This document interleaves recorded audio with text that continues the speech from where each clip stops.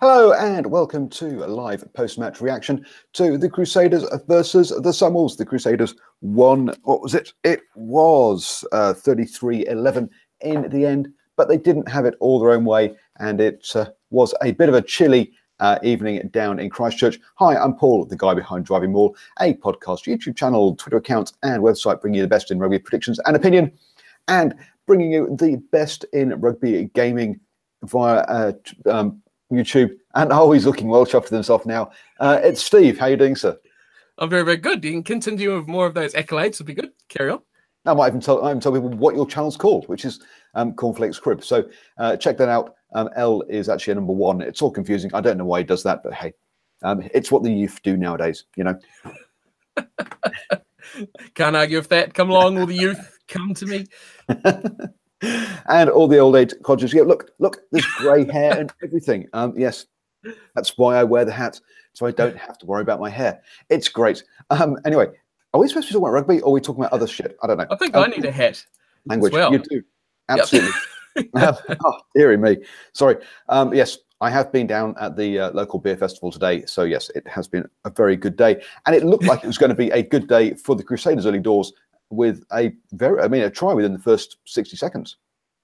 Yeah, well, it's what many people expected, wasn't it? They say I thought the game was going to go, but yeah, it's the Sunwolves for you. Unpredictable. You just never know what team's going to come out. But yeah, it didn't carry on that day, which was good. But Ryan Crotty, set up by the man no one really knows much about this, Mike Delaney, doing almost a triple sidestep, trying to trip himself up, and fooling pretty much everyone in the stands as well for what he's doing. So great start. And that really got the bandwagoners on there. Why are we playing this game? This is a waste of time. But yeah, it didn't turn out their way, which is nice. No, it didn't. But they did back that up with a line-out maul after 8 minutes to rack up 14 points in 8 minutes, and it all looked a little bit sad and dangerous at that point. Yeah, dangerous is a good word. It did look very, very dangerous to be a big blowout. I mean, last time these two sides met, the only other time these two sides met, it was 50 points to 3. So many were probably thinking more of the same, more along those lines. The forward battle, yeah, the Crusaders dominated that, especially in the scrum. Line-out mauls, things like that, they're all over it. So a really good start. And, you know, a lot of New Zealand people, you'd expect this is probably the first time they're seeing the Sunwolves as well. So they didn't do themselves any big favours straight off the whistle there. They, you know, all the people going on, they shouldn't be, you know, running around this competition. They were the ones cheering and yahooing from the start.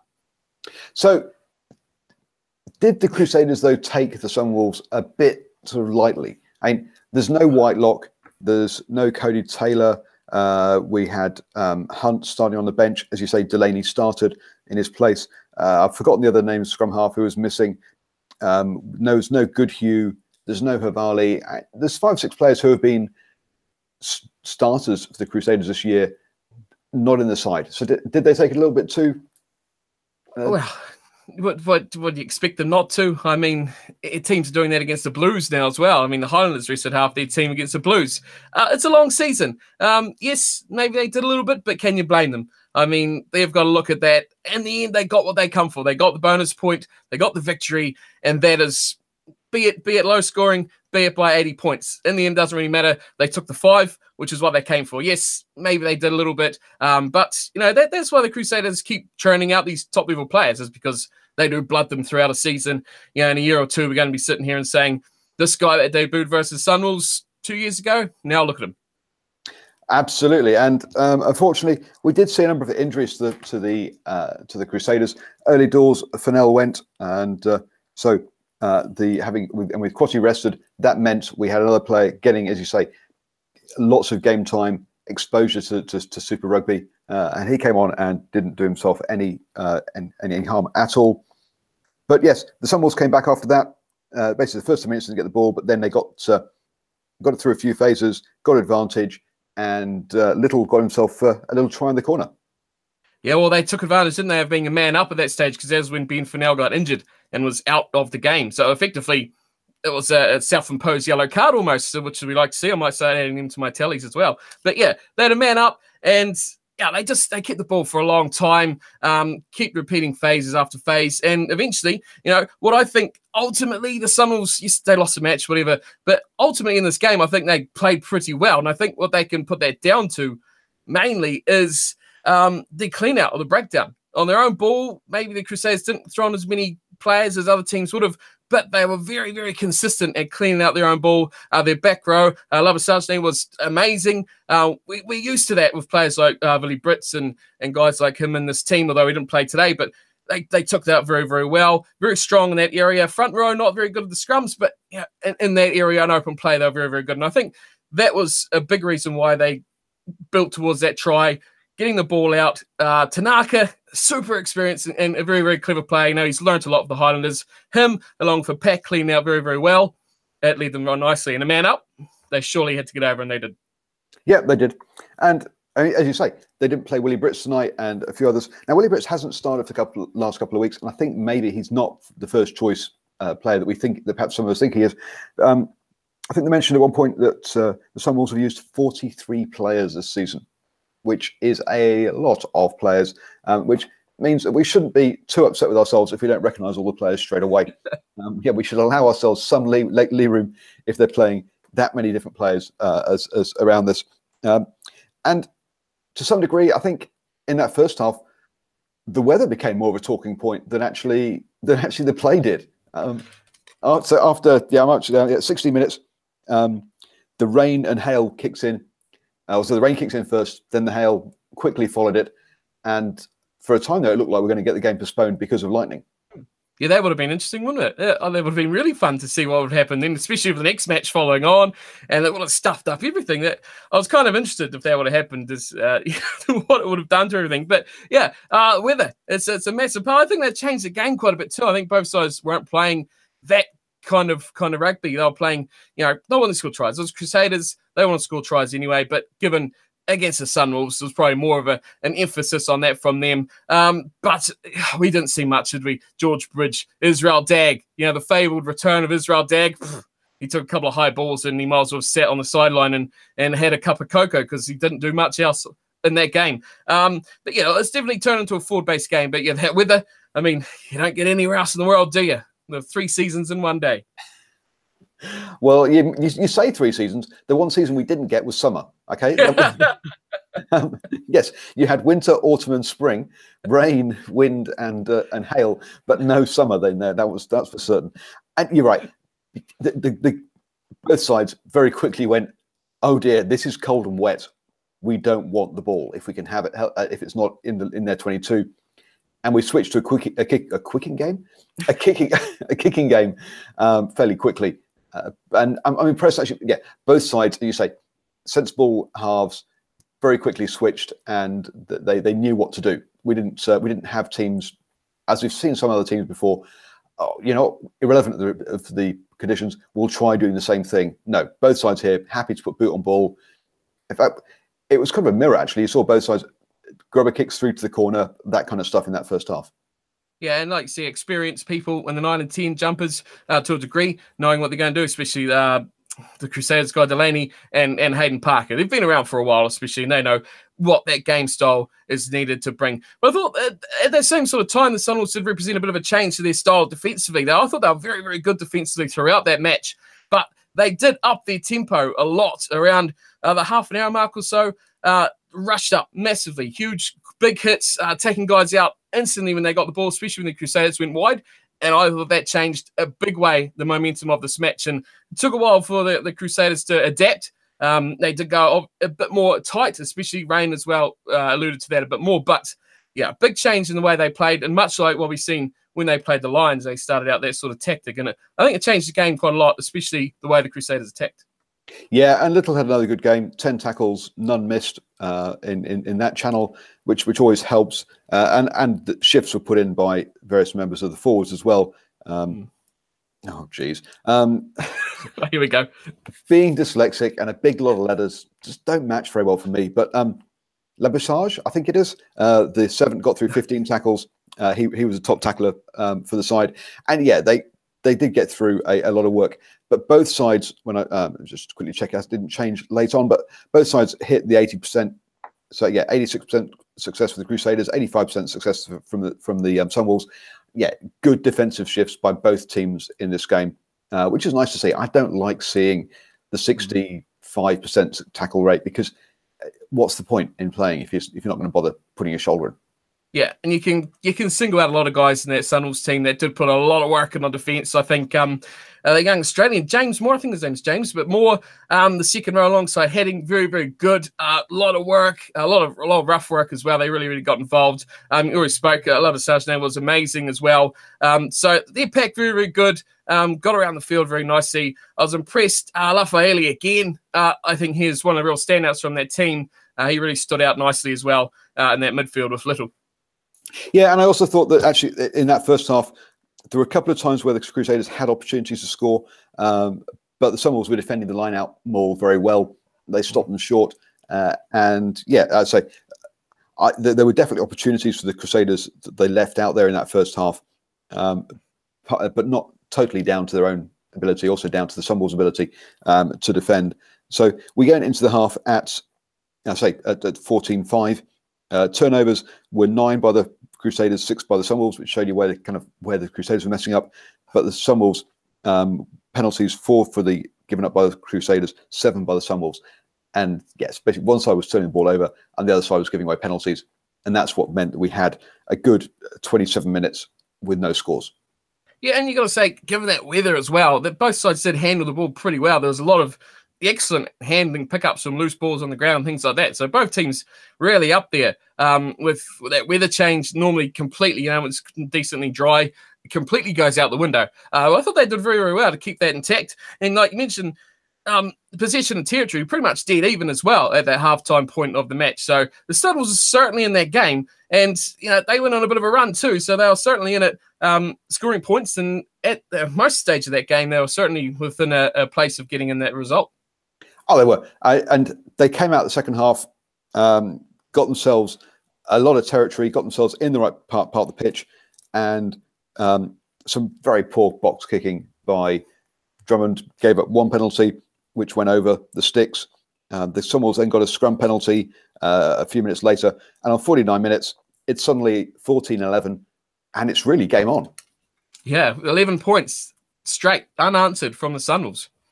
That is what's gold, especially when you only got 14 in the bank yourself. They come out nicely. And you got to look at the team and you say, they got very good coaches. They got a very good forward brain. They got a very good back brain in the sheds. And you got to say, they've obviously got some good words. Come back out. They've carried on nicely with what they've been doing. And when your defense is good and when you're getting your own ball nicely as well and you can keep hold of it, it's got to go well for you. It's just getting on to the later parts of that match, which I thought I think they used their substitutes probably 5-10 minutes a little bit too late. I think it was about 65 minutes they brought them on, but another 5-10 minutes earlier could have made a big difference because you noticed it did drop off and then picked up again quite nicely towards the end. Yep, they did. They did have that problem. We saw, as you say, 5 minutes before that, Frank's Dag going off on the 50th minute mark, whereas the Sunwolves waited until the 60 minutes before they got their players on. And yeah, it was, Bateman in this game, whilst I talk about some players who are missing, like Goodhue, etc., Bateman came in and had a bit of a blinder in this game, didn't he? A couple of good phases and move for that Crotty try. It's experience, isn't it? It's experience when you got Delaney, Crotty, Bateman, and even Dag on the outside. I mean, that is a really experienced core of players as well in that Crusaders team. So yeah, that's going to have their head screwed on, especially in those condition changes as well. Yeah, those guys know what they're doing. I think Bateman took a long time to get into that game. One was probably till later on until he really made a bit of an impact. But yeah, they just do the simple things well, don't they? They do the basics, make their tackles, they make their passes and catches, and that just makes all the difference, although it doesn't look that flashy when you're watching it. And to be fair to Bateman, he didn't actually, he's not in game time. So I think it's his first start that I can think from memory that he's had this season. So yeah, it's not surprising he took a little bit of a while to warm up and get up to speed. But in that second half, yeah, he started to take over because I say he put a couple of passes in for that Crotty try.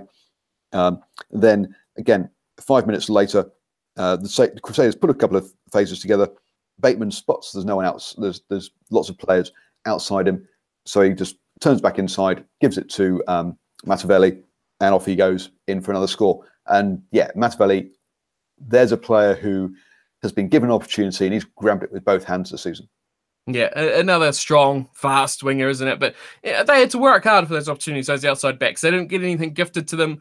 We spoke about, Dag and Bridge, who Bridge especially got a lot of ball out there, but didn't get any time or any space or anything with it. But you got to come in, get near the action where the forwards are, and get into a game like this. And Matavelli around the breakdown, around the fringe there, no one at home. The ball went wide. They all followed him out in there, and it was just a simple finish. The guy with his acceleration burnt straight through. Sunwolves are completely unstructured in defence. So simple finish, but yeah, like you say, experience, clever, knowing and seeing that player in that space and not just feeding it out wide the way they're already going.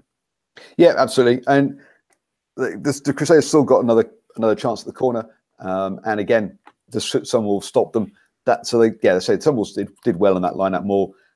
But to close the game off, a couple of, in fact, probably the most sort of Kiwi/Crusader style try was the last one, where we had lots of players flooding through a gap, supporting lines, and scoring one at the death. So that the scoreline blew out a little bit, and I don't think was fully reflective as to how sort of close or how the game really played out. Yeah, I definitely agree with you on that one.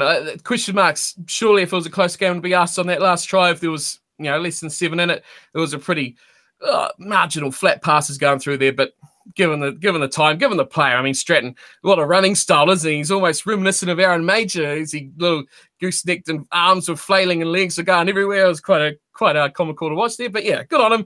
They got that last try. It meant very little.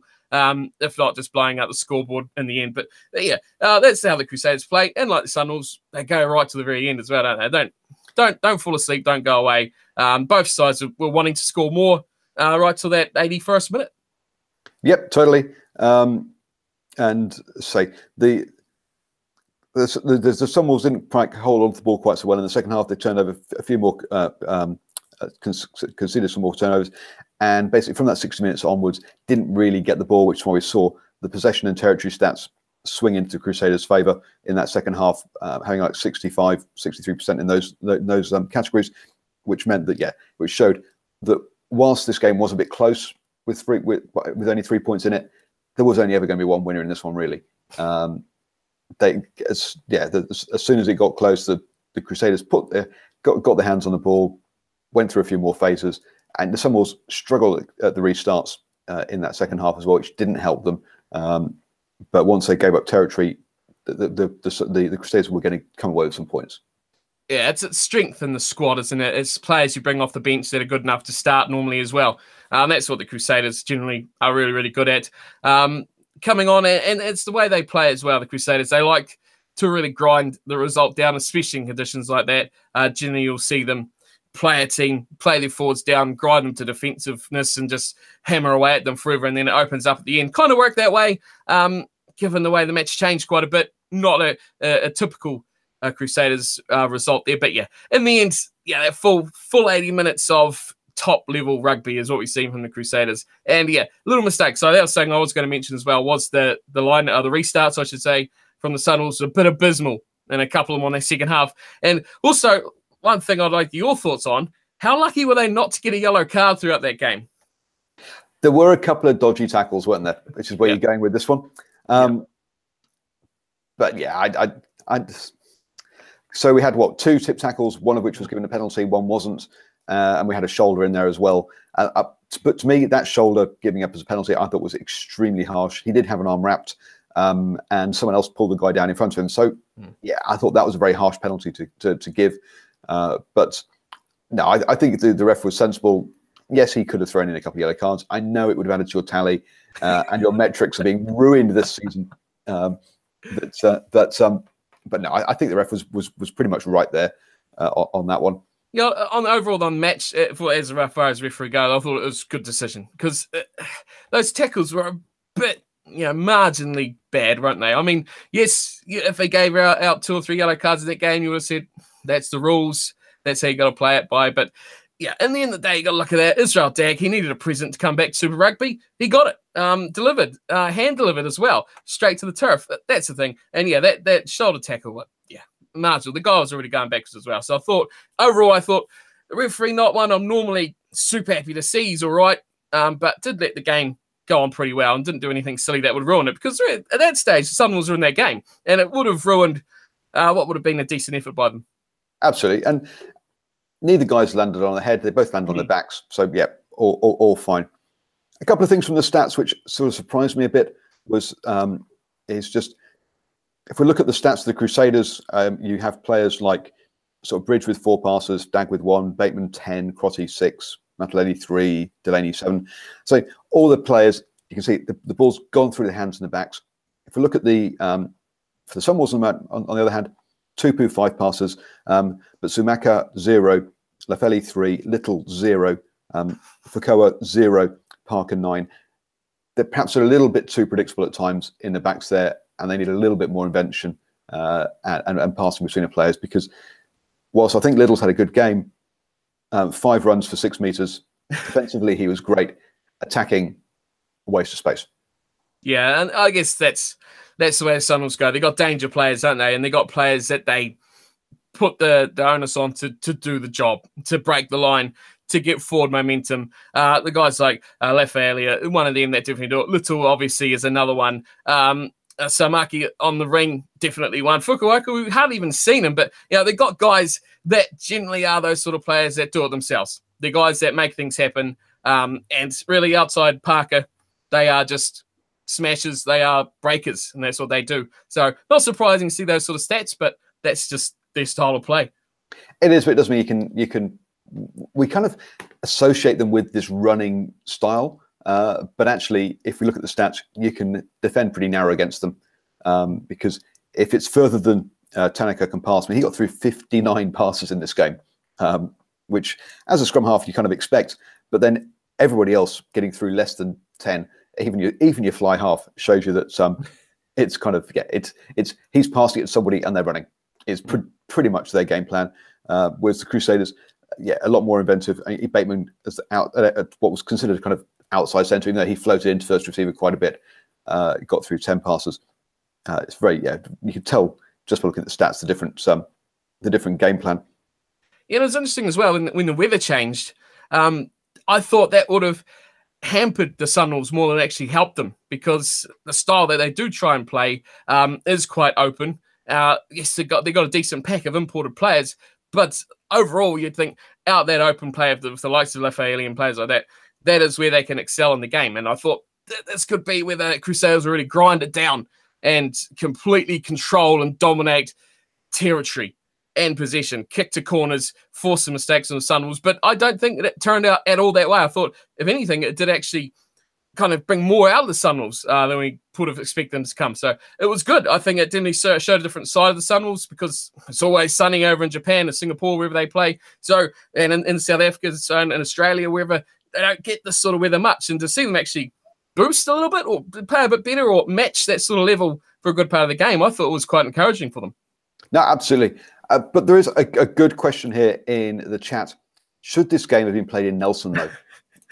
I made a comment. Everyone in Dunedin or Otago was saying, yes, we said the roof was a great idea, because they're sitting there watching the hailstones fly down all the players. Yeah. I mean, you can't predict the weather, can you? It's like in the last year when they played that game, they all made that fixture. They're not going to go, well, there's a chance there might be a bit of rain. It's going to happen. But yeah, sure, take games to Nelson. I'm all for that. It's a great little stadium up there. Yeah, no, I think they should take one game a year up there at least. And so, yeah, this one would have been a good choice. In hindsight, yeah. Well, no, but even in foresight, you didn't get a great crowd for this one. Now, perhaps weather turned people off. Noisy crowd, though. But it was, yes. And also towards the end, some howling. It was good to the crowd getting in and supporting the away team for a change, which was kind of nice. Because it's easy to do it when you're winning. It's not so easy to do it when you're losing. But yes, very, very sporting of the crowd there as well. But yeah, I agree that should go to Nelson. And you're right. The stadium they're building in Christchurch, if they've decided it yet or not, I'm not sure. But it's the wrong version. It should have a roof. Oh, it's got to have a roof. Got to have a roof. But I don't think it's going to from what I heard last time. So yeah, bad choice there. Crazy talk. So I've covered everything I wanted to say. Anything?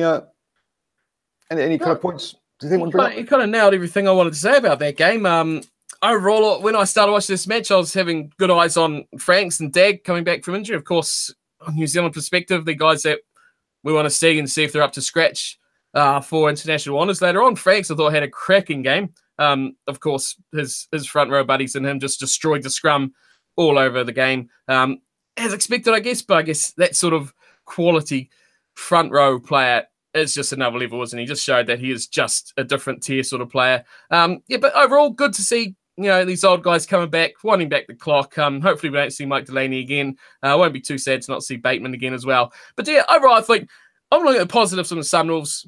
They played pretty well. They were in that match. It's good, I think. Like I said earlier, people in New Zealand don't see the Sunwolves all that often. They don't watch them. They don't watch the Australian games. This was, I think, a good reflection of the team. Yes, they lost, but I think they showed themselves up pretty well. So people can watch that and say, yeah, that Sunwolves team isn't too bad. And I think it's good for the competition because they need, like they said in commentary, they need to show people they deserve to be in Super Rugby, which is their biggest criticism. And I think they put in a good display, and they should be pretty happy with how they played against a team like the Crusaders, given the changes, how they had to adapt. Was good. So hopefully more from that in the coming weeks from them as well. No, totally. And as they lost by 22 points, and I predicted 20 points, it's good for my old Super Brew picks as well. So happy with that from that side of you. Anyway, Steve, let them know where the best gaming YouTube channel, or rugby gaming YouTube channel, is on the internet. Just rugby, gaming, anything, all sorts of things. We talk, we play, we do all sorts. Cornflakes Crib is all you need to know. You can search that, you can find me. Paul will be great, and he'll link everything you need in there as well. But that's all you need to sort. Cornflake is the name. You can find me on YouTube, find me on Twitter. We always have a great chat, abusing referees and abusing players who make mistakes as well, and picking on people like Australian commentators. So come join us and enjoy the banter and join in and get involved. See you there. Cool. And of course, I've been Paul, the guy behind DrivingMaul, at DrivingMaul on Twitter, at DrivingMaul on the website, YouTube channel, all that kind of wonderful stuff. Don't forget 5-star reviews on the old YouTube, on the old podcast. That's the one. And we got one today. We got one. Someone great said great podcast, and it is so wonderful. Thank you for Pork Chop for that one. Great guy, obviously. Subscribe. Face there. Red box down below. Box there. Latest video. Please do hit the old likes button, comments, and yeah, loving you. Enjoy your rugby, whatever you watching.